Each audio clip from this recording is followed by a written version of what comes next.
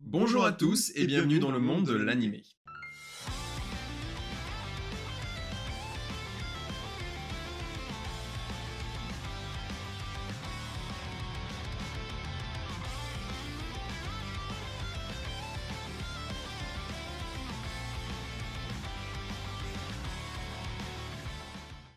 Alors aujourd'hui, on va vous présenter un animé du nom de Ranking of King.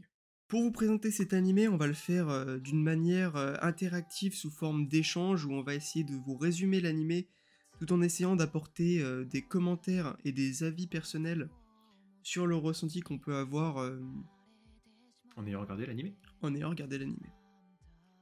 Donc Ranking of King parle en fait d'un gamin qui est sourd et muet, et c'est le prince du royaume de Boss. Boss, c'est aussi le nom de son père. Faut suivre. Dans ce monde, il y a un système de classement. C'est le principe même du coup du manga de l'animé, où du coup les rois se font un peu la compète pour atteindre le meilleur classement, tout simplement. Boji, il a un frère. Son frère est important parce que ça va être également son rival, donc il s'appelle Daida. Les deux sont donc les fils de Boss, mais n'ont pas la même mère, sachant que du coup Boji, sa mère c'est une géante, qui est actuellement décédée donc dans l'œuvre, pardon, alors que Daida, sa mère, c'est la reine actuelle, c'est une humaine.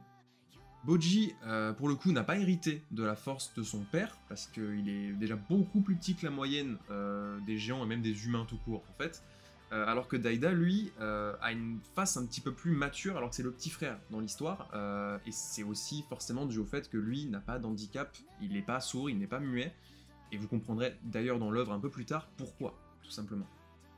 Mais dû à son handicap, Boji en fait va être rejeté par la société, les autres enfants vont se moquer de lui, vont le pourrir, il va être tout simplement en fait exclu. Et cet animé en fait apporte là une apparence très enfantine, mais pourtant va venir en fait aborder des sujets réels et crus, Très sérieux, ouais. très sérieux, qui vont permettre en fait d'avoir un point de vue d'un enfant handicapé et qui nous pose des questions sur l'intégration de Boji dans le royaume. Et comment il va évoluer dans la société, du coup. Ouais. Donc on peut également avec ça parler de Kage. Donc Kage c'est qui? Ça va être une ombre tout simplement dans le manga. Une ombre qui va être pote avec lui.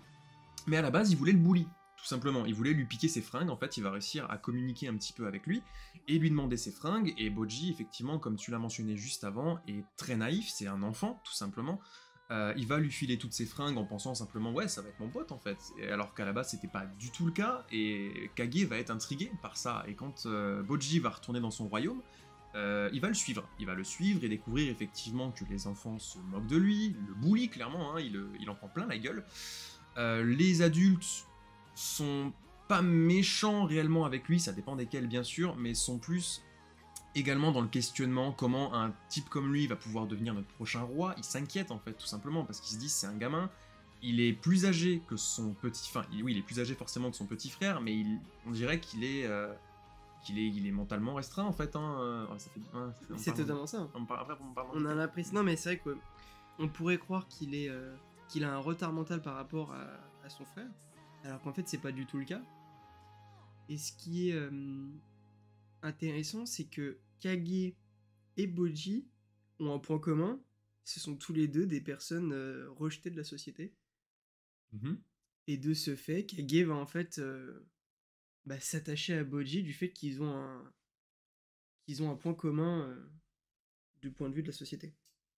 Et donc voilà, on espère donc que ce petit résumé vous aura plu en notre compagnie, que ce nouveau format vous plaît également. En attendant, passez une bonne journée et à bientôt. À bientôt.